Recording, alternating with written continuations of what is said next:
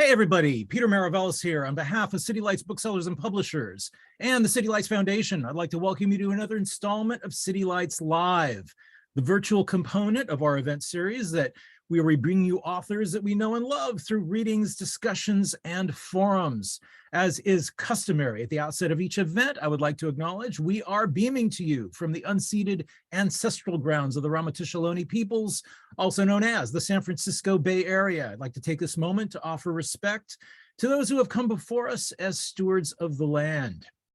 So today's event is being brought to you in conjunction with Rock and Roll Book Club of San Francisco and Third Man Books. We are celebrating the publication of Needles and Plastic, Flying Nun's Records, 1981 through 1988. It is authored by Matt Goody and published by our friends over at Third Man Books. Needles and Plastic tells the story of one of the world's great indie music labels, Flying Nun Records, founded in 1981 by Roger Shepherd in Christchurch, New Zealand, unleashed just an extraordinary wave of music. I mean, it's had an impact on musicians and fans all over the world. They released music by such bands as The Clean, The Chills, which actually is playing in San Francisco tonight at the Chapel. Go on down there, support them. Also, they put out records by the Verlaines, Straitjacket Fix, amongst others. Matt Goody has spent years engaged in in-depth research to reveal the stories of the bands and their music. Matt Goody is a Canadian editor and publisher who's worked in the book industry for over a decade. He is a fanatical record collector and researcher. He's spent years combing through the Flying Nun archives and record stacks to compile this really amazing and very comprehensive history of Flying Nun's early years. He makes his home in Vancouver, Canada.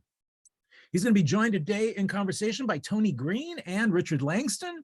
Tony Green is a former music journalist and currently manages Amoeba Records in San Francisco.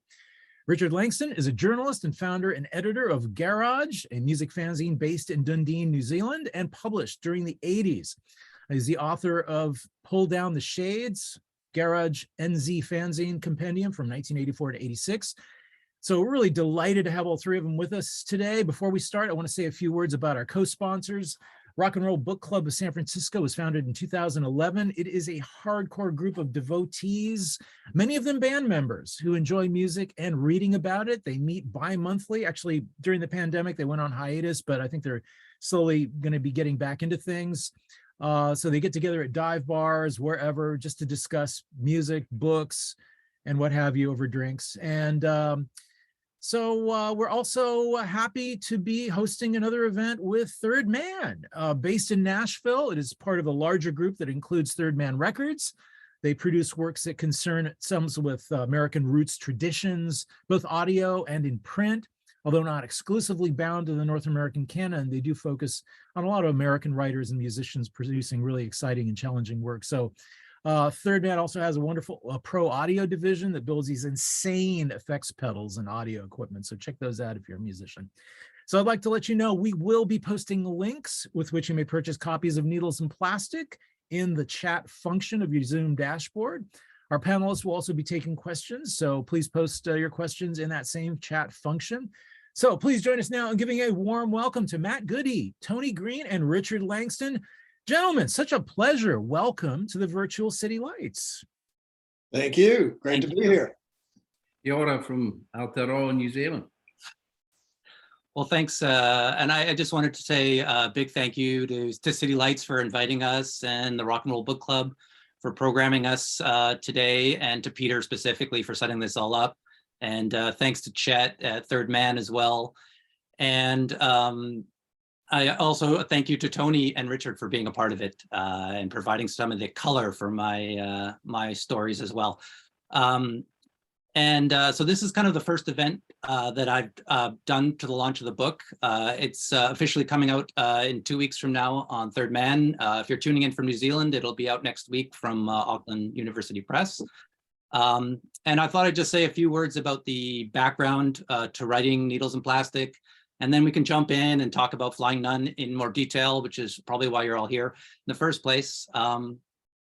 So as you can probably gather from my accent, I am not from New Zealand, and I also don't really have any clear connections to the country when I started writing this book. So, the simple answer to why I wrote this book was to recycle the Toni Morrison quote. If there's a book that you want to read and it hasn't been written, then you need to write it. And that's essentially what I did. I've been a Flying Nun fanatic for years. And when I first started out, I was quite frustrated. There wasn't a lot of material about Flying Nun out there. There have been a few books, but they've basically only been available in New Zealand. Matthew Bannister from Sneaky Feelings wrote a book many years ago. Roger Shepard, the founder of Flying Nun, has also written a memoir, which I encourage you to track down, and a few of the other musicians as well. But especially over here in North America, there's really been nothing about Flying Nun, and there really needed to be a book, especially about the early years. But, for me, I am an outsider, both in terms of geography and in terms of time. I wasn't around when these records came out. So I had to rely heavily on the archives to shape the story that I wrote. And that's kind of where the two guests that are joining us today come into the picture. When I first started writing, there was a few crucial things that kind of sparked my interest and helped me writing the story. One was for Flying Nun's 30th anniversary. Bruce Russell, who some of you might know from the Dead Sea, in conjunction with Flying Nun, digitized Richard's fanzine, Garage. There's 6 issues, and they were made, put into PDFs for the first time. And it just blew me away, the stuff that was in there. And there's just this huge wealth of interviews and reviews about a lot of the key bands, particularly in Dunedin. And it was one of the first things that told me there was just this rich archive of material that could help form some kind of a book. And then I started digging, particularly in the archives, newspaper, microfilm, and particularly the Christchurch Press newspaper. And again, just blown away. As someone from North America, where a lot of punk and post-punk bands were not written about in daily papers at all. If you opened up the press in 1982, every week there would be a write-up on a Flying Nun band. There would be a review of a record, interview with a band every week. It's astonishing. And can I just interrupt, Matt, and say the reason that is, which you'll know, is because of David Swift. That's right. David was an incredible fan of the music that he was hearing, and he later went to London and became a sub-editor on the NME. And he started also writing for Garage, which I was enormously grateful for. It gave us some real heft for our later issues. So, yeah, the newspaper coverage, as you say here, was incredible. Can I also say that I think it took an outsider to write this book, because I think there were many rumors for years that someone was writing a book on Flying Nun, because it needed to be written, because it was important, but it never materialized. And we'll make you an honorary New Zealander citizen, Matt, anytime you like, for having done what others failed to do and should have been done. So it's brilliant you've done this. No, And props to David also for getting the fall onto the front page of the newspaper. That wouldn't have happened if anybody else had been working there, that's for sure. I know. That's right. So for people who don't know, the famous Fall in a Hole record, which came out on Flying Nun in 1983, with the happy fall guitarist with Mark Riley on it, that was on the cover of the Christchurch Press the day after they arrived in Christchurch in 1982 for their infamous tour. Yeah. After that, had a fist fight in Sydney or something. Mark Riley and Marky Smith, so they were on terrible terms, and that put them on even more terrible terms. That's right. And they pretty much right after the tour in New Zealand, that version of the Fall was over. But to come back to David Swift, he was writing for the press in those early 80s years, but he left, as Richard said, to go to the UK, and Toni took over for him at the press and was writing about Flying Nun for years. When I was digging in the archives, his material was essential for helping me, provide some context in a lot of ways too. One of the confusing things about Flying Nun was just, it was a very disorganized label. And, they haven't been necessarily always great at kind of curating or administering their history. So trying to piece together, what record came out when and all that stuff was hard going in. And the archives were essential to try and figuring out, like, when did these records actually come out?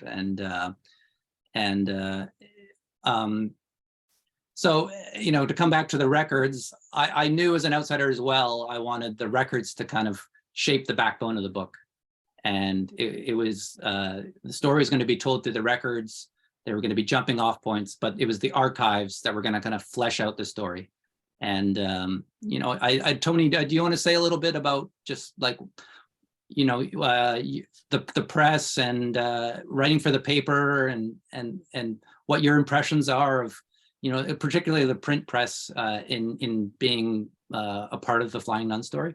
Well, you've got to remember that the scene was actually pretty big at the time, coming out of the late 70s and going into the 80s.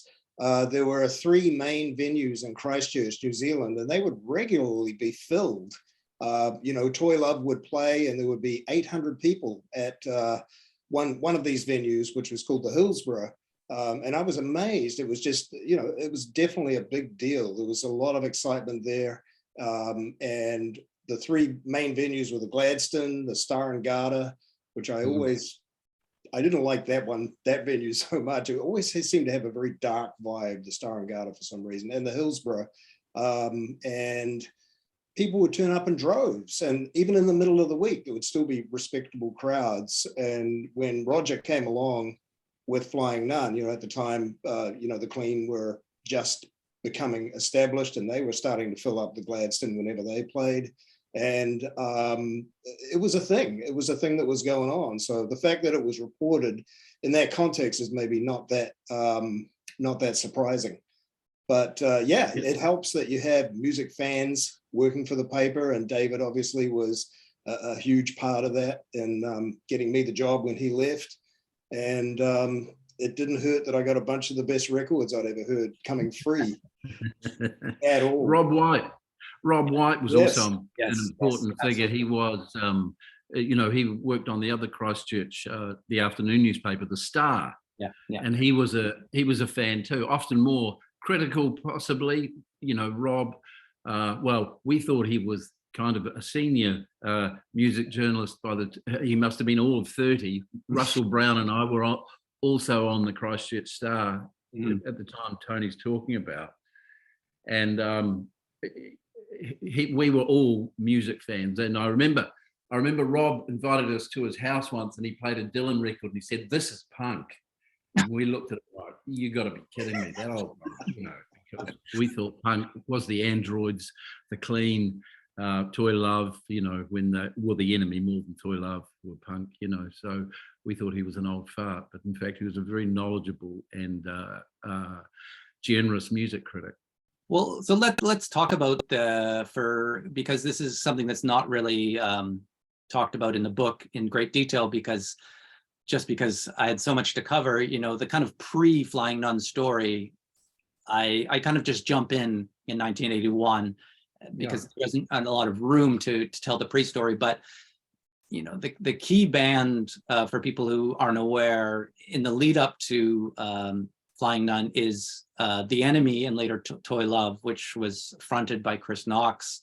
Alec Bathgate, also a member of both bands.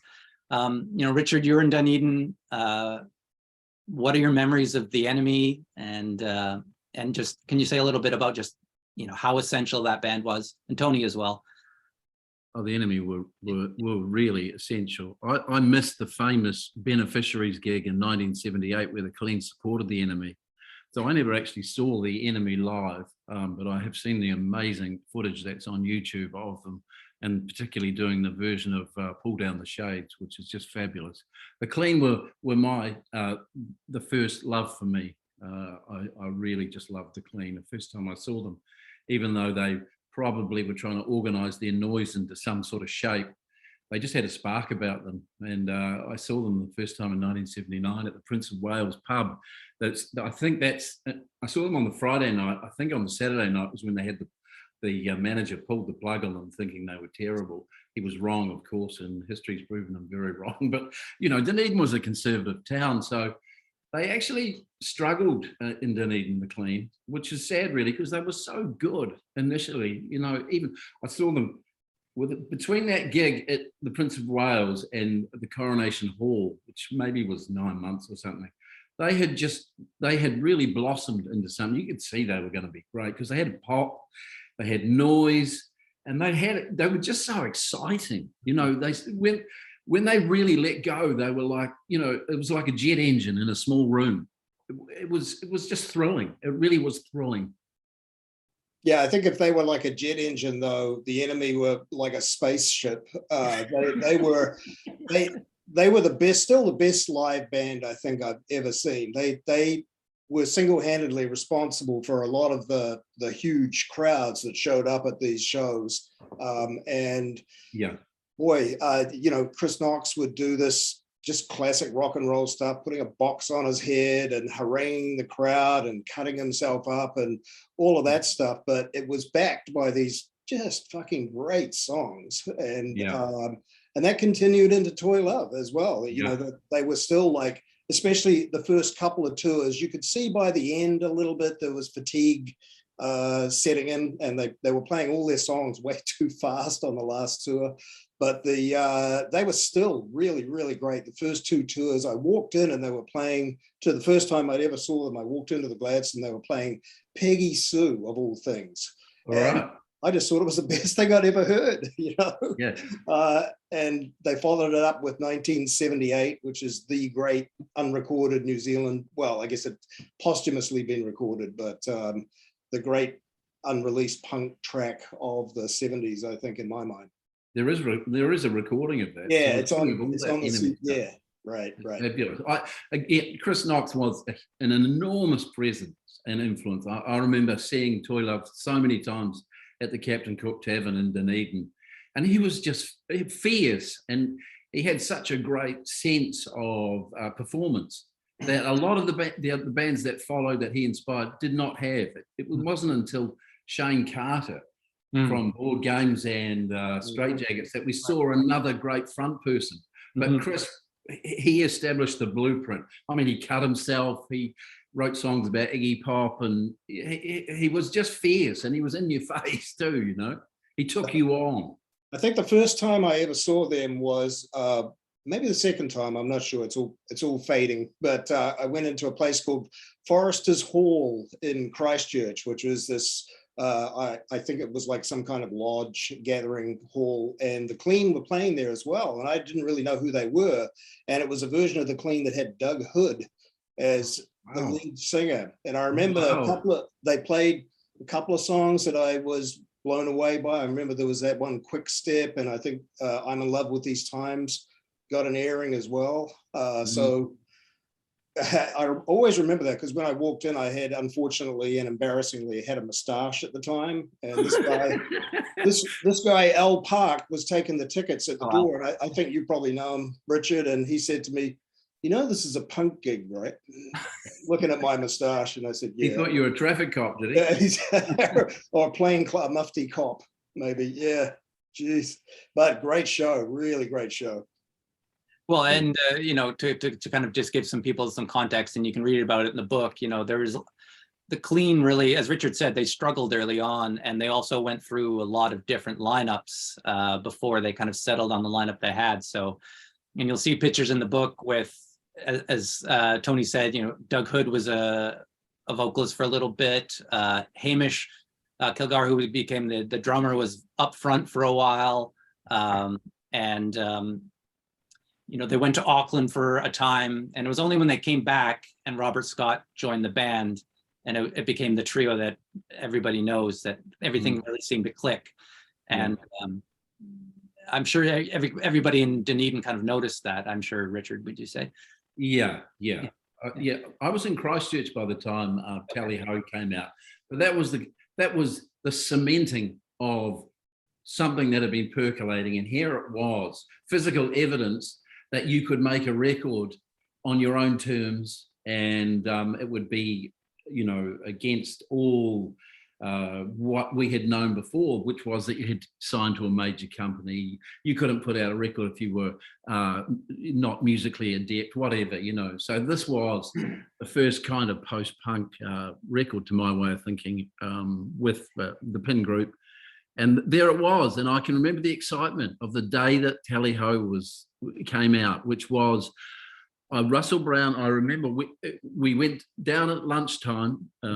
Russell would become a very important figure in terms of the media, writing about all these bands, and he was there alongside you, Tony, and all those early years in Christchurch before Flying Nun even happened. So he knew so much. So he was a pivotal figure in reporting for Rip It Up, the National Music Giveaway magazine here, which was also important. Anyway, there were two record shops in Christchurch, well, that I knew, EMI and the Record Factory. The Record Factory was where Roger Shepherd worked, and EMI was where Roy Montgomery worked from the Pin Group. So I can't remember which one we went to. I think it was Roger, but that was a further walk across the square. I just remember we bought it, and I still have it here. It's still, you know, and well, it's been played a hell of a lot, as you can imagine, but it's still in beautiful nick. And I think So a lot of people pre-Flying Nun valued the 7-inch single. You know, a lot of us would import these great punk and post-punk singles that were coming out, and just to have something like Tally Ho that sounded so great. I mean, it just blasted out of your speakers like a Trog song or a Buzzcock song or whatever, you know. Question Mark and the Mysterians. Absolutely, yeah. It was just amazing that something that you subsequently found out was made for how much, Matt? Not very much. Yeah. Well, yeah, $50 allegedly Sounded, for recording. right, sounded so good. Yeah. Well, do you guys want to talk a little bit, about the record stores and just, the South Island in terms of the musicians that came to make records on Flying Nun, just their fascination with 60s music, and particularly, the garage music of the 60s, psych music, and Richard, I think you worked for a while with Roy Colbert in Dunedin, his record shop in Dunedin, and Tony, maybe you could speak a little bit about the UBS shop and Tony Peak out there in terms of the records that people were buying and how it kind of shaped their musical direction that would kind of turn up on Flying Nun later on. Richard, do you want to talk first maybe about Roy Colbert? Yeah, Roy was a quiet guy, but once he found out you were a music fan, he would just slip you tapes, cassettes, and often there would be things like Nuggets. Nuggets was really important. He loved all that 60s stuff. He loved the Byrds, even when the hardcore didn't like the Byrds. Roy was always a Byrds fan. He introduced me to a whole heap of music, and he introduced a lot of the musicians to music that only a collector like Roy or a record shop owner had access to, because records were, availability of records in New Zealand was really restricted. But the ones that did get here were kind of became, super important, because there were so few that they became very influential. And the garage, the psychedelia, they were huge factors, and obviously the Velvet Underground. But see, the first Velvet's record I got was 1969 Live. That was the first one released here, weirdly, as I recall. And I think Hamish cites that particularly as being, that's how he learned how to play the drums, was that record? Yeah, Mo Tucker's What Goes On. That's right, yeah. Perfect blueprint. Pretty sound one. Well, and then you also just had these, bands like Joy Division and The Fall in particular that were quite unusually charting in New Zealand. Totally Wired was a top 20, I think top 25 record. Love Will Tear Us Apart was also a big hit in New Zealand. Yeah. Do you have Dark country, mate? Yeah. We like our brooding. We like our brooding landscapes and our brooding music.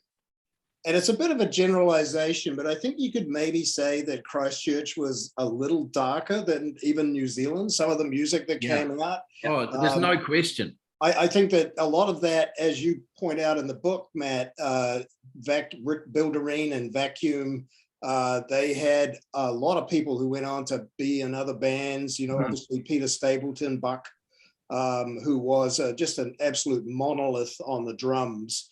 And used to play on the 1 and the 3 quite a bit, which is bizarre for a drummer. Not I don't know how he did it. I tried and I couldn't do it, but they really influenced a lot of people, and they were great as well. It's a real shame that one very badly recorded single is out, I think, but they were fantastic, and they went on to, you know, populate Victor Dimisic band, just a whole lot of other Christchurch Earth Policy. Yeah, they were great. You're right. My theory about Christchurch is that it's a more uptight town even than Dunedin, and the reaction against that uptightness came from that music community, that alternative music community, which really kicked against the pricks, to use the biblical phrase. Yeah, there was another side to it as well. There was the Tony Peak side, the Vauxhalls, and those pre-Flying Nun, this is, and there were bands a little bit later that almost rebelled against that, like the New Tones, and they were doing a much more upbeat kind of thing. But the core of the Christchurch scene, as you mentioned, was the Vacuum and Bilderine and the people who came after. So for people kind of coming to this fresh, a lot of people will associate the Clean as kind of being the first band on Flying Nun and what kind of sparked things. And that's certainly the case in terms of obviously being the first record and, you know, financing Flying Nun with the success of Tally Ho. But I think for Roger, for the inspiration for the label, it's the Christchurch bands, the Christchurch scene that's happening at the Gladstone in particular, that really provided the spark that he needed to do something. And Tony, do you want to just say something about what the Gladstone was like? Roy Montgomery years ago wrote something for Pop Watch where he kind of described it as, Andy Warhol's factory kind of being reinvigorated in Christchurch. So, what is your memories of the Gladstone and these, this scene with the Ping Group, the Victor Dimisic Band, 25 Cents, Mary Heaney's band? What are your memories of the Gladstone? Oh, it was a pretty anonymous little room, really. There wasn't really much going on geographically in there. The two main mixers, or this one guy, Fred Kramer, that I remember, would always mix everybody way too loud. So I had to deal with that. But it was a proving ground for, as you say, all of these new bands that were coming up, all of the bands that came up, 81, 82, 83, you'd play there on a Thursday night, and that was when the crowds were starting to diminish a little bit, maybe, as other distractions came up. But there was some great gigs. 25 Cents, I remember particularly. They have one single out, but they were live, really, really fantastic. And a lot of other Christchurch bands were playing there as well. And the Pin Group were part of that. I was lucky enough to meet Roy. He was part of the reason that I actually started to play the drums very badly, I might add. I should jump in here and to say that you were in a pre-Pin Group band with Roy called Compulsory Fun, right? And the one that followed, Murder Strikes Pink. Murder Strikes Pink. Okay, he didn't have a drummer, so I just taught myself how to drum, and it wasn't that successful, but they played at the Gladstone many times, and it was always, it stayed with you, put it that way. They would throw in a Johnny Cash song for no reason. They had a couple of singles out, obviously the first Flying Nun single, which is, there were rumors that Roy had a suitcase full of them under his bed. That is incorrect. But now it's going for, what is it? Well, $2,000 to $3,000. $1,000 or something? Yeah. Oh my God. Yeah, it's nuts. But they were pretty great, and Roy has this sonorous, deep voice that you just can't ignore. Yeah. I saw the pin group in the Gladstone. Oh, I really? remember that distinctly. Very cool. They were cooler, Yep. The clean were, they really pushed through the clean, whereas the pin group were more sort of retracted, quieter, but really good, really good songs. But I mean, for excitement, I remember seeing the clean at the Gladstone, and they by then they were just fantastic, fabulous. And I was there the night they recorded the flip side to Tally Ho Platypus. Platypus. Yeah. And Cool. so Richard, you said a little bit about Tally Ho coming out and Flying Nun. I'd like if you both of you could just speak about Roger Shepard and what your memories of her, particularly at that point in 81 where he decides to start a label. And just that's the reaction in New Zealand, because for people who are coming to this fresh, Tally Ho comes out of nowhere. It's the first release on the record, shoots up the charts, and kind of overnight a label from the South Island of New Zealand is kind of establishes itself overnight with this band, and kind of turns the music industry on its head, and particularly with the follow-up, Boodle Boodle Boodle, the EP from the Clean, which came out. So Tally Ho came out in August or September of 81, and then 2 months later, Boodle came out, and that record was in the chart for over 6 months and sold thousands and thousands of copies, which was for New Zealand was huge. What are your memories of that, like that period, kind of the latter half of 81? Tony, you go. I mean, just to actually have people had been talking about this. There were a few other labels, indie labels in Auckland that were putting out interesting stuff. But for someone in the South Island to do this, it just seemed vaguely wrong. Like it just couldn't happen, But when you actually got specifically Tally Ho, you saw it. Oh, he got this done, and it didn't cost very much, and it sounds great, So we were just. I think Roger was unprepared for the whirlwind that he'd unleashed, and getting, especially after Boodle Boodle came out and was a hit, an actual hit, and with no help from radio, of course, even though it was pretty playable. I thought, I saw if you watch the video for Anything Can Happen, which, by the way, how cool does David Kilgore look in that video, man? Yeah. They were always the coolest band. They were, absolutely, yeah. But to me, radio playable, but radio was stuck in this corporate mindset. And apart from student radio, which were very supportive, it wasn't getting played at all. But Roger really unleashed this whole, and when Hamish joined him, and things started getting just a little more professional with their office in Christchurch's central in the square. It was still like a student flat, though, Tony, wasn't it? Yeah. It was like going into the cover of the book. Look at the cover of the book. The cover of the book is so. That is a fantastic shot by Alec Bathgate. It just says everything about Flying Nun in those years. There's Hamish all bright-eyed, and there's Roger. He looks like he's got a severe headache because someone's ordered too many records, or something's been delayed, or a check has bounced. It's just the most fabulous cover picture. Who's not going to open that book on the basis of that photo? What sort of record label looks like that? Exactly, yeah.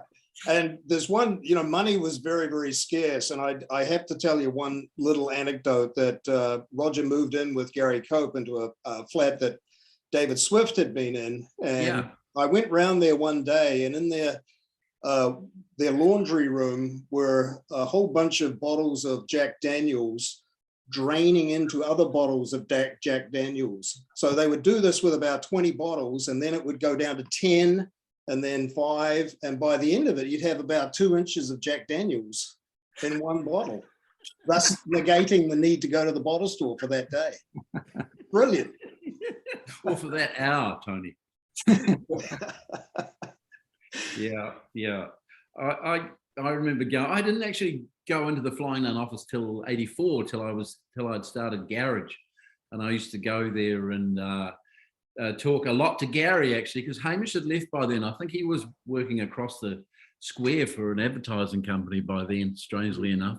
Yeah. And it was always fantastic to go to Christchurch because Gary was such a brilliant host, despite the Jack Daniels. Those who don't training and know, the Gary Cope was he became the kind of accountant and second in command, or whatever you want to call it, at Flying Nun after Hamish left in kind of 84, 85. Yeah. Yeah, and being an accountant for Flying Nun is the sort of job that will give you a nervous breakdown. But anyway, Gary was always hilariously enthusiastic, and he was. I'm so grateful to him because he provided accommodation whenever I went to Christchurch, because when I was doing Garage, we never had any money, so of course I caught the bus and stayed in people's places, and he was really important. And I interviewed Peter Stapleton, and that was at Gary's place. And, so it was a network. I mean, Flying Nun was a network of like-minded fans and musicians who supported each other. Records were carted around the country in the boots of cars. I mean, I can remember going to Auckland when Chris Knox was living there, and he was distributing, not only a musician, he was distributing the records around the record shops of Auckland. And he would do this in his cut-off shirt, his shorts, and his jandals. So he looked like the least. He did not look like a record company executive, but it was such fun to do that. And I would at the same time I went round with Chris and distributed copies of Garage. So it was very much a hand-to-mouth thing, and that was '85, I think. And that was like 4 years after Flying Nun was allegedly a record label. I mean, it always seemed like a kind of cottage industry, really. Most of the record shops were really supportive, though, of the fact that there was this thing going on, and people were just aching for more tangible stuff from these bands like the Verlaines. That was another one that started playing when they put out Death and the Maiden. You just thought, holy crap, how good can this label get? And they just kept putting out this great stuff, and people, you were on board the whole time. You just couldn't not be, if that makes sense. But it was great to get these records that you didn't think a couple of years ago were possible. Yeah, well, I think with Flying Nun as well, it's it was one thing to have a band like the Clean as kind of the thing to kickstart it, but fast forward 8 months or so later, the Dunedin Double project. So Chris Knox and Doug Hood come down from Auckland with their 4-track and record the Chills, the Verlaines, Sneaky Feelings, and the Stones in these flats in Christchurch, very makeshift DIY set up, and put out this kind of statement of Dunedin is there's not just the Clean. It says there's all these other bands that are new bands that are coming out of there. Do either of you have memories of Chris and Doug showing up then? Because there's all these other records that were recorded at that time. The Clean's Great Sounds was recorded as well. The Tall Dwarves second EP, Mainly Spaniards single, were all done with that 4-track in that brief 3-4 weeks in March of '82. What are your memories of that? And Chris and Doug, this is when they first get involved with Flying Nun, really.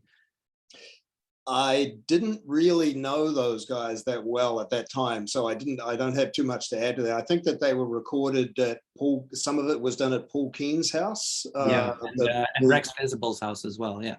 Yeah, both Paul Keen being the bass player for Toy Love and member of the Bats, and a great guy who was, would love to make his place available for any artistic endeavors. I mean, just when those records came out, the Mainly Spaniard single, that just came out of nowhere. That was so great. I couldn't believe that it came out of Christchurch. I mentioned before that I thought it was pretty dark, and that one maybe lyrically is a bit dark, but on the surface, it's a really frothy pop song. And again, it sounds great. It doesn't get hurt by the fact that there's not that much expenditure being poured into it. Well, Doug Hood was he had trained as a sound technician, hadn't he? He actually knew technically how to record people, whereas I think Chris was more intuitive. Although Martin Phillips said he knew the recording techniques the Beatles had used backwards, because of course Chris is a huge Beatles fan. Mm-hmm. And so they were a great team together. I think technically Doug probably did what he did, and Chris was more, maybe he had more of an aesthetic approach, because Chris, as you know, if you read the book, he has very strong opinions about what's acceptable and what's not acceptable. I mean, Tony, you talked about him before, haranguing crowds. He did on the basis, that they probably weren't listening to good enough music until they'd seen his band, Oh, right, yeah. Which is probably mostly true. Yeah, well, that's true. There was before this whole movement of bands started with The Enemy, The Clean, we were pretty much on a diet of cover bands and, not really memorable bands, some good bands, but nothing that you would travel overseas and impress people, really. And so it was a huge thing that all happened, and I think Flying Nun got to release a lot of great music because it was that post-punk period where people with ideas rather than musical chops were able to make a record, and they attracted. So there was finally this record label called Flying Nun that would put out weird stuff and take a punt. There was Ripper too, and J-Rem, to a lesser extent. There were record labels, but Flying Nun attracted to me, what I would regard as the most original and creative music that came out of here in that period. And you can't really forget the band with probably the most unique sound, the Gordons. That my God. Yes. First record of theirs was just amazing. And if you can imagine, I was talking before about the mixer at the Gladstone mixing everything too loud. If you mix the Gordons too loud, you may as well just stand next to a jet engine. Yeah, it would blow the back off the pub wall. I remember seeing the Gordons, man, at the Gladstone, they were wonderful because they were melodic as well as noisy. I mean, they were so advanced. They were like freakishly advanced. So I think also beyond their sound, just everything they were doing, the way they toured, the way they recorded, the way they distributed their records, which was all entirely controlled by them, DIY. Like this is. Didn't they make guitars? Didn't they make their own guitars? Everything, and just like this kind of extreme DIY ethos where they're just not taking part in the kind of regular way you do things. It was just, again, a real precedent, I think, for what Flying Nun wanted to do as a label as well, I would say. I didn't know what to make of them when they first started, but it was like the layers of volume became strangely beautiful as you listened to them. I was a bit negative early on. I went to their famous first gig where they just had 5 songs and they played them 3 times. So they soaked up the hour that they were playing, I think. But by the time, even their second album has some great stuff on it. But for Flying Nun to take a punt on that and put that record out, or at least distribute it, I believe the first album. That their record was pretty much 100% at that point, I think. And so, the Clean, on the backs of the Clean's early records provided the financing for really what came next for Flying Nun for the next few years. But, as I think both of you alluded to, Flying Nun was pretty much hand to mouth constantly through this period. And, Hamish would tell me stories about, a check would come in the mail at 11 in the morning and Roger would come at his lunch break and run to the bank to cash it so they could pay for the covers to be printed for the next record. And, there's this cycle of just barely getting by. And one of the stories that I really focus on in the book is how Flying Nun got recognized overseas for the first time and how it was instrumental into the survival of the label, of what happened with the bands, and particularly the Chills taking off in the UK and in Europe. And then later on in 87, 88 with over in America with Flying Nun really kind of being latched onto with the underground press. And so for those who don't know, Richard, you left New Zealand and eventually made your way to London. And you were very instrumental in that kind of early days of Flying Nun, spreading the word about Flying Nun in the UK, and along with David Swift. And do you just want to say a little bit about that, about Rough Trade and John Peel and how that all happened? Well, we sort of just did it because we loved the music so much. I left the country in May '82 with two cassettes. One of them was Toy Love Live, and the other one was all the stuff I loved that had been released on Flying Nun, and I would play it to anyone who was interested in this stuff. And then I started working as a freelance journalist in London, and I got to meet record people. And of course, I always went to the Rough Trade shop because it was such a cool shop. But what happened was a guy wanted to put out 2 clean songs. Or Dave Kitson, who ran a record label, was it Inc? I can't remember slightly. Anyway, I met him, and I wrote to Hamish and said, oh, this guy wants to release. And so we sort of started this correspondence, and Hamish would send me records, and I would take them up to Rough Trade and play them, and they'd put them on and then they'd order some because it was unusual music, and it struck through. We always suffered a little bit as colonials in London from a bit of cultural cringe, but I never had that because I knew I had this music in my hands. It was better than anything I was hearing in London, certainly from local bands. So, and then I established some kind of relationship with Rough Trade, and Hamish would send me records. I think, getting older, I think Frost maybe, or maybe I was home by then. Anyway, I took them up to Rough Trade, and also I interviewed John Peel, and I met him and started taking him records as well. And he was enormously supportive and such a neat guy, and he didn't have any attitude about New Zealand, except he just wanted to hear great music. And here it was, I was taking it to him, and he just loved it. And so to kind of provide some context, in the book, you'll read about, a few of the key things that happen are the Fall in the Hole record, the record by the Fall, almost bankrupts Flying Nun because they run afoul of Marky Smith.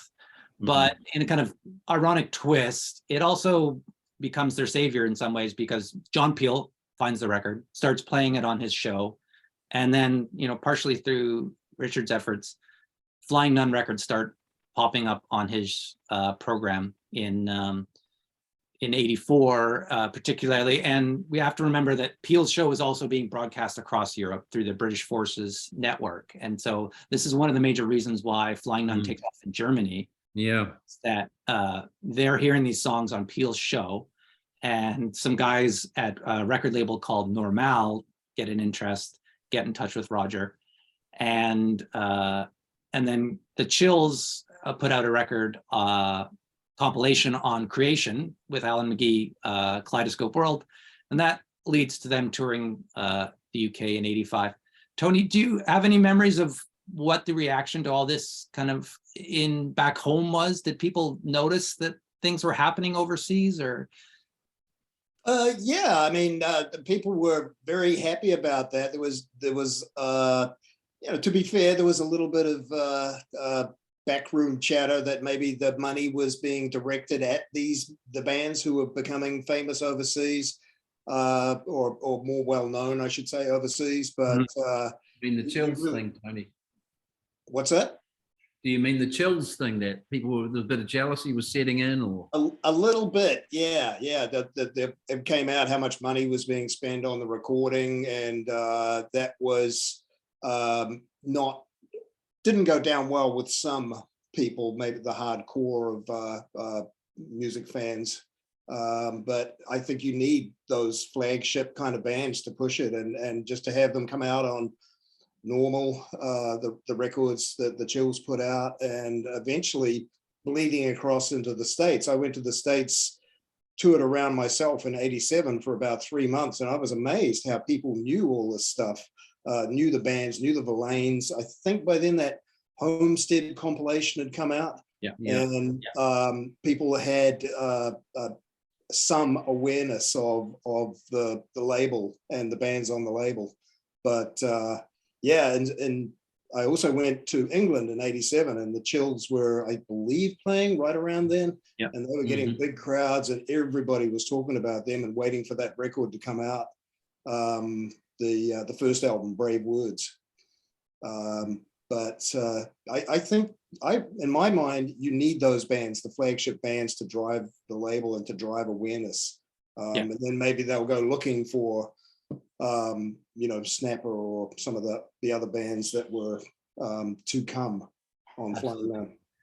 And Richard, you come back to New Zealand, you start the fanzine, and then that also becomes a driver as well for interest overseas. I think especially in the States, you see magazines like Forced Exposure mentioning to order copies of it, and it kind of being the resource people need to get to learn about these bands.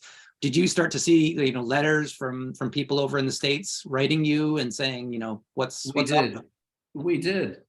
I mean, we only, the last one, which I think is the best issue, 5 and 6, I really love, and 4.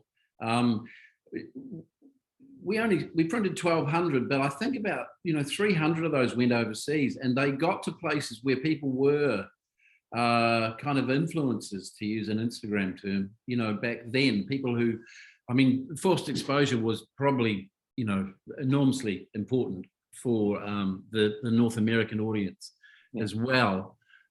We wouldn't have sold nearly as many as them, of course, but yeah, we did spread the word, and that whole network of fanzines before the internet was really, really important. And it was really cool to get it's the most effective way to get the message out about this music. Was when I started the fanzine, it was kind of not a joke, but it wasn't that serious. I had seen, like in the rough trade shop, I had seen a lot of fanzines about music, and they were very eccentric, and they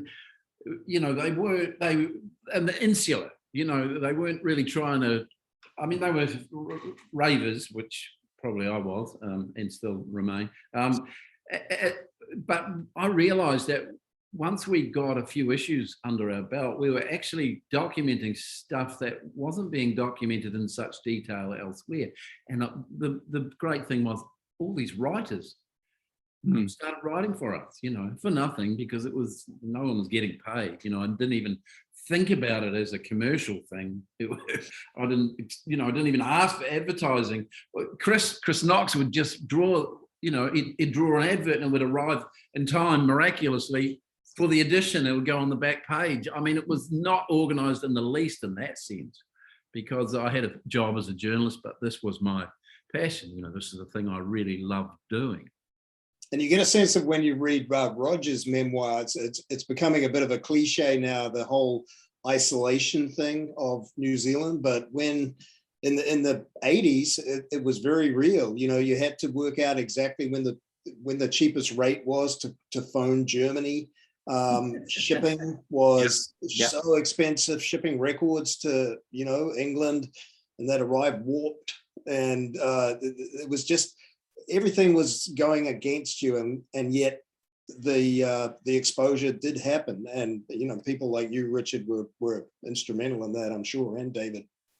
Well, and then again, the network, as has been mentioned many times, this network of friends and helpers that kind of kept it going, with the establishment of Flying Nun UK, where it's like, as you say, it was just so expensive to get records over, and they took forever. That finally it was like, well, if we have an imprint in the UK, we can print records here, a fraction of the price. And the hope was to kind of get particularly the Chills into the charts there, and it kind of worked. But and Flying Nun UK only lasted a few years, but that was kind of the next stage of things in terms of getting Flying Nun established overseas, and it did work for a while, I would say. But I wanted to ask both of you, Richard, one of the things, the whole Dunedin sound thing, and Garage was very much Dunedin focused, but you also gave a lot of attention to some of the Auckland bands. And Chris Knox and Doug Hood in particular were kind of Flying Nun's representatives up in Auckland, and brought just an amazing array of bands to the label from Auckland. Both of you, I just want to speak a little bit. I mean, I think particularly for a lot of people want to hear about, the Bird Nest Roys, Abel Tasman's, Goblin, the David Mitchell bands, Goblin Mix, what it was like to see those bands when they came down for the first time. Fabulous, yeah. I love. Well, I don't know if Goblin Mix, Bird Nest Roys really made an impression. They were such great fun, great songs, and they, they were an Auckland band that sounded like a Dunedin band, so it was pretty easy to like them, and they were like really neat people. And they kind of put on a show, which Dunedin bands didn't really do, Yeah. The Dunedin bands were kind of shoegazers, whereas the Bird Nest Roys were hilarious. They had dances and glitter. They were fabulous to see. And David Mitchell, wow. I mean, anything he has been involved in, just listen to it, because that guy is a magician, guitar player. I mean, just incredible. I love everything he's done, really. And Goblin Mix blew me away when I first heard those records. But so did This Kind of Punishment, another whole strain of darker, more gothic. Yeah. Well, they were from New Plymouth, but went to Auckland, and that's where I think Chris saw them, maybe. Same with Children's Hour, they were very Children's Hour and This Kind of Punishment are the darker end of that Auckland music, which I loved as well. Well, it was just, Graham and Peter Jeffries, they talk about, they made that first record, which is one of the best records on Flying Nun ever. If you don't have this Kind of Punishment record, just fantastic. They made that record and took it to Chris and Doug's place one night and played it for him. And Chris was just like, we have to put this out on Flying Nun. And that was it. And, Chris and Doug just had an ear for stuff that just fit in. And Tony, I think you said you saw Bird Nest Roys on the first tour on the South Island when they came down there. Oh man, I love those guys. They were, as Richard said, they were so entertaining, and they came out at just the right time as well. There was a dark strain that seemed to be permeating the releases, and they came out and they were 180 degrees from that, and they put on a show, and they just wrote these great twisted pop songs, and everything Richard said, I agree. They were great people as well. I still, I'm still see a couple of them when I go to Auckland, and they're very memorable. I wish they would have stuck around a little bit longer. Yeah, they were sort of like, when they came to Dunedin and the Chills had left, so they were kind of like almost a hormone replacement. If you love pop, they delivered it to you. Indeed. And we're running a little bit short on time here. I just one of the reasons why the book ends in 1988, for two reasons. One reason is the last pressing plant in New Zealand closes in 1987, and it fundamentally shakes up how Flying Nun operates as a label. They no longer can make records in New Zealand. They're forced to sign a manufacturing deal with an Australian partner and sign a distribution agreement, which kind of takes out the Chris Knox going door to door way they used to do things. And this eventually leads to the label leaving Christchurch in early 1988 and moving to Auckland. And from there, everything in the label, to my mind, changes a bit. The bands lose kind of control over their artwork. Some of the more experimental underground bands are dropped from the label. Alistair Galbraith is one of the more famous ones who was dropped. And the kind of DIY seat of your pants style of Flying Nun kind of gives way to a much more professional label. I was just interesting to get both of your impressions of that period, and if there's an awareness of that, like what was the impact of the pressing plant closing and Flying Nun leaving Christchurch? Well, I bought my first single after the pressing plants closed. This band, The Strangeloves, came out, and buying a cassette single, what am I doing? But it wasn't available on any other form. So, that was one. If you were one of these bands that were doing a very small run, it just didn't work. The getting them pressed, especially singles, 7-inch singles, getting them pressed in Australia, getting them bringing them over to New Zealand. Apparently, none of them made any money, and a lot of them sold very poorly. So that was one thing that happened that was a real shame. But having said that, I got to say that even after they moved to Auckland, most of the music that came out on Flying Nun wouldn't have come out any other way. I got to think that the 3Ds and Snapper, I'm not sure that they would have found an easy outlet. Yeah. So no one else would have put out Snapper. Yeah. I mean, they sounded like Suicide. I mean, the band Suicide, you know. Yeah. So no, so Flying Nun still put out great stuff, but there was a bit of carping, you know, that I mean, Bruce Russell famously started up Expressway label on the basis that the darker end of the Christchurch bands and the Dunedin scene were being neglected. So he started up Expressway. So clearly there was a bit of a schism. But as Tony says, you know, there were still bands that other labels wouldn't have gone near, that Flying Nun was still issuing, you know, still great music. And, you know, it's 7 years, Matt. You know, Flying Nun lasted 7 years. You know, I don't even know if Rough Trade lasted that long, putting out really experimental, weird music. You know, so the fact that 7 years is there is astonishing, and it's just wonderful that you've done such a brilliant job cataloging it, honestly, because no one else was up to this task, Tony. Matt, it took you as an outsider to understand the significance of it and put it out to a wider audience, and it's brilliant. As I say, you'll be granted immediate citizenship when you arrive in Auckland for the book's launch. I can also tell you that I work at a big record store here in San Francisco, and the staff are all considerably younger than I am for the most part, and their knowledge of these bands is they're correcting me on the lineups and when the single came out and what was the, you know, it's just ridiculous. Now we have one record pricer who's a 30-year-old woman who's just like the world's biggest Dead Famous People fan. Oh, really? Wow. How does that happen? I have no idea. Great. But my point, I guess, is that the music has left an indelible mark on those that have heard it, and it continues to have, I won't say cult following, but a deserved following for its output during that time and a lot of it afterwards. Well, on that, you know, the longevity of the music's the thing, and that's why, I mean, it's nuts. My fanzine, the 6 issues are going to be issued as a book, you know. Next year, coming out. Yeah, here's the cover, you know, the latest iteration of the cover. I'm so thrilled about it.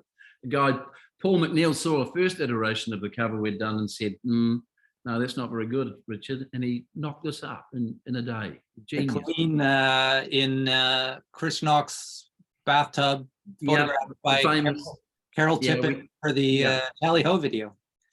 Yeah, marvelous. Yeah. I just and that's all due to the music, Matt. That the music has lasted. You know that it's had legs and still continues to interest people who are into this sort of music. So, you know, just for fun, what are some of the, you know, as you go through the book, what were some of the records that you think are, or bands that you think, both of you, that were maybe underappreciated at the time or are still a little underappreciated, that are kind of owed their due? Some records that are kind of favorites for you that, you know, don't often get mentioned when Flying Nun's history is discussed?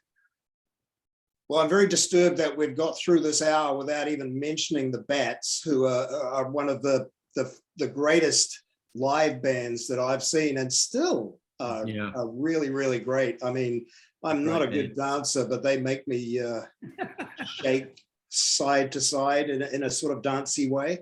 Yeah. So I mean, they're great. I put on, after I read this book, I put on the Jumblies single, which was a one-off single that came out in what, 83 or something, a guy called Peter Arnold and Bevan Rapson. Yeah. I hadn't listened to that in probably 35 years. And I just, I thought that was Great, absolutely great. It really held up. And there's a couple of other bands from that period. The Playthings were always really great Yeah. live. Great single. Their two singles were fantastic. And Jay Yeah. Clarkson is, I think, one of the great singers that's come out of the whole New Zealand indie music scene in general. She has a new band, Jay Clarkson and the Containers, and they're really good. Right, So, you know, all these people, that's another reason why it's kept going. They're all what David Kilgour would call lifers. They've stayed making music, you know, they've not gone off and done something else. They're still making music, records. Yeah, I mean, one of my favorite underappreciated records is a EP by a Christchurch band called All Fall Down. They only put out one record, just fantastic, kind of jangly, 60s infused rock. And, you know, Blair Parks, who was in that band, is, you know, amazing in terms of the stuff that he's putting out. He's putting out new records every year. I would recommend finding them on Bandcamp. He's still, as you said, a lifer, and just amazing. Yeah, really cool. Yeah. You must be a very rich man, Matt, if you're buying all these records in the 2000s and paying. I have my techniques, but let me tell you, I do not own the first two Pink Group 7-inches. So if anybody's willing to sell at a decent price, I'm in the market, but I can't afford the prices these days. Absolutely not. I think they got reissued. So they did, yeah. I mean, I had soft spot for lots of bands, but most of them, they're not exactly obscure, but I always loved the Strangeloves just because they were such a pop band and influenced by the Clean. And I mean, David and Hamish both produced them at various points, and I always loved them for their straight pop sense. And John Paul Sartre. Sorry, the story of that record, the first Strangelove record, is amazing in terms of, you know, as you said, Hamish was working, I think, at an advertising firm or something. Yeah. And writing adverts for beds or something. Rex Bork, the lead singer, was just showed up in town wanting to make a record, and tracked him down and put a band together like almost overnight. Yeah, recorded that record at Night Shift, and it's the 7-inch is fantastic. You know? Yeah, they made the single that I was talking about earlier that I bought. Their follow-up record, which was supposed to be a single, was called "She Knows What's Happening," and to my mind, it's the great pop classic of '88 whenever it came out. Agreed, Tony. It's a fabulous song. Yeah, I always liked Jean-Paul Sartre too. You know, they were latter, but actually Hamish wrote a review of them for an issue of Garage as HRH, I remember. And I always think they were, they kind of, that first EP I just adore. I think that's a fabulous record. I really love that one. The first album's got its moments too, love songs.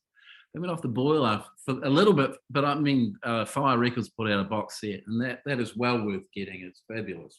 But again, they were again a bit of like, you know, they kind of bucked the trends of the kind of gloomy Christchurch bands in terms of their sound. Like they were, citing like they did Melancholia though, Matt. What's that?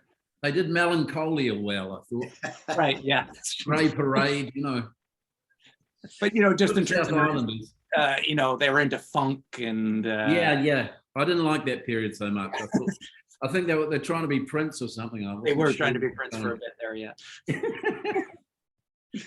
But very talented songwriters, and again, for a local Vancouver connection, I'll just to mention, I always like to promote another kind of unheralded band, Marie and the Atom, which released 2 EPs, Christchurch band.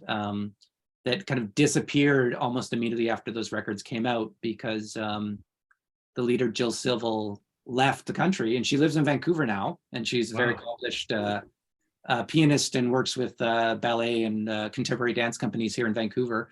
But you know, that band, just in terms of their wild experimentation, using found objects for percussion, Bruce Russell cites them as a major influence for the Dead Sea, and those records are very hard to find, but if you can find the Marie and the Atom records, they're really interesting records.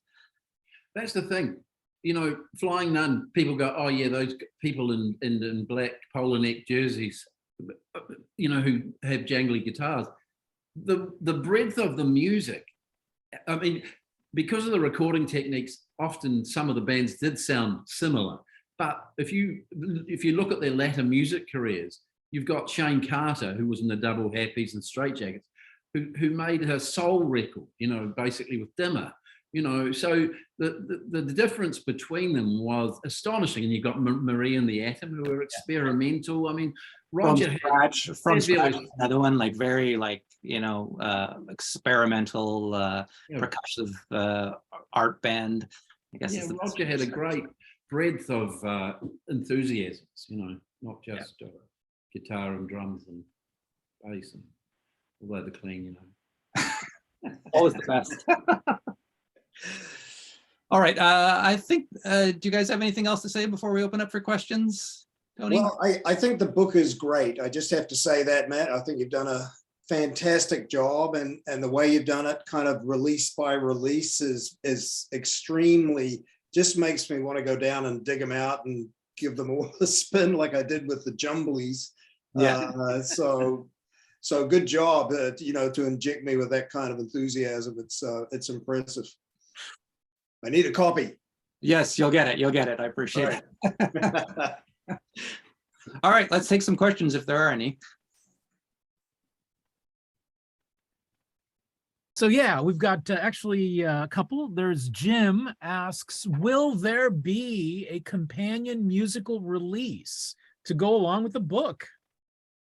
I mean, I would love that. There was some talk at Third Man of doing an accompanying cassette, but that didn't quite come together.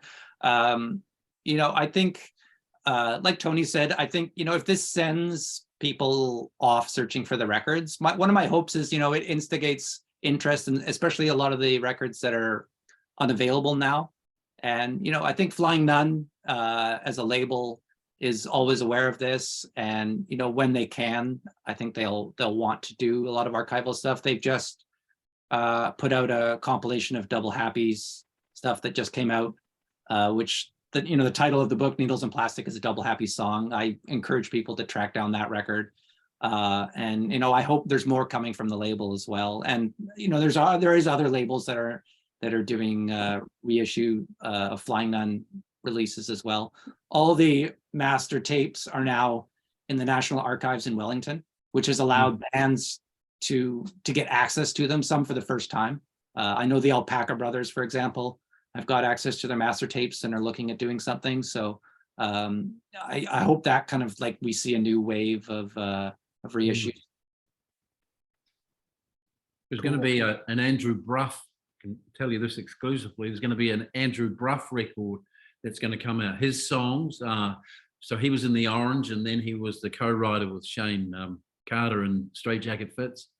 Lovely melodic, birdsy kind of songwriter, and his. So I think it's a double album. Wow. His stuff's going to come out posthumously, because unfortunately Andrew died a couple of years ago. So that's something to look forward to. And that's a great body of work he mustered. Cool.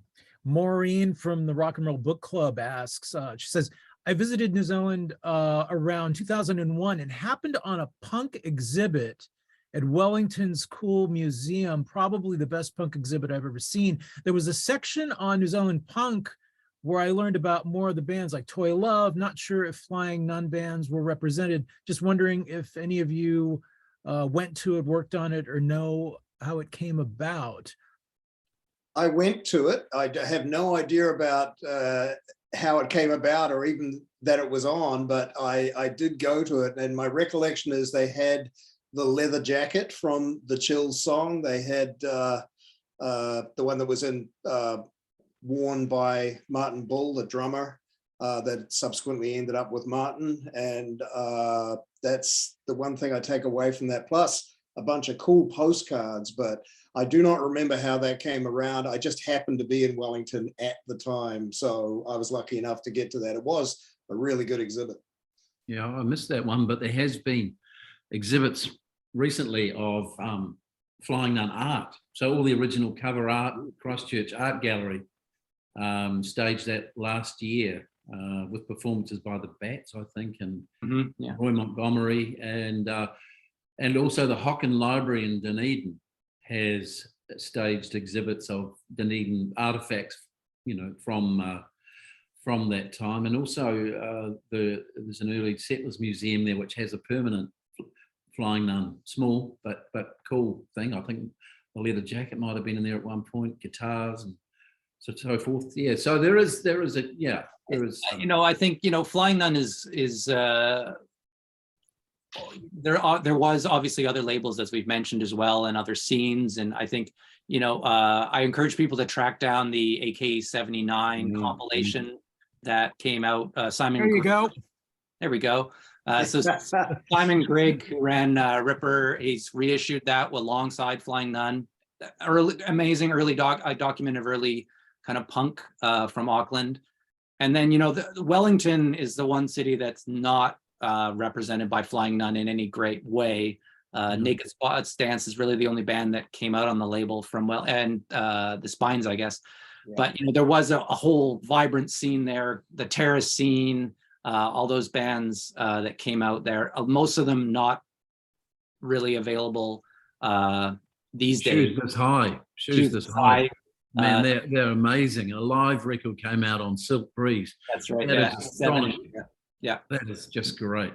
And look, I would check out Silk Breeze. They've done a few of those Wellington kind of pre-punk, post-punk bands. Fantastic stuff.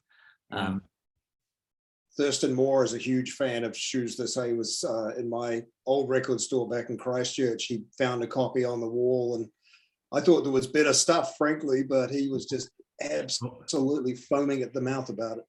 Oh, I love that record. I think it's astonishing. Yeah, that's great. One of the great secrets, I think, that one. We have another question. Can Tony and Richard explain why the Netherworld dancing toys were on the label? Oh. Well, there's a story behind that. The story is that Chris Knox was really upset, and I don't want to be mean to Netherworld Dancing Toys here, but Chris Knox was really upset they were on the label because they were a soul band and didn't seem to fit Flying Nun at all.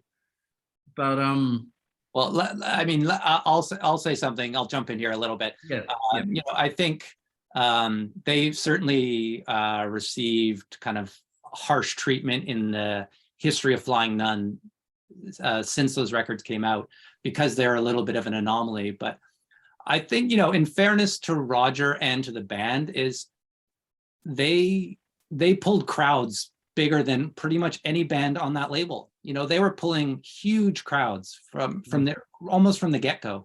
They were really tied into the student scene in Dunedin. Yeah. And they were touring the country almost from the beginning and just pulling huge crowds, playing you know, kind of new soul that was appealing to the student crowds. And I think Roger just saw an opportunity to make some money, and that they were popular. And they were really good people too. So they were very good people, and they were very professional. Unlike some of those bands, they were very professional. They were organized.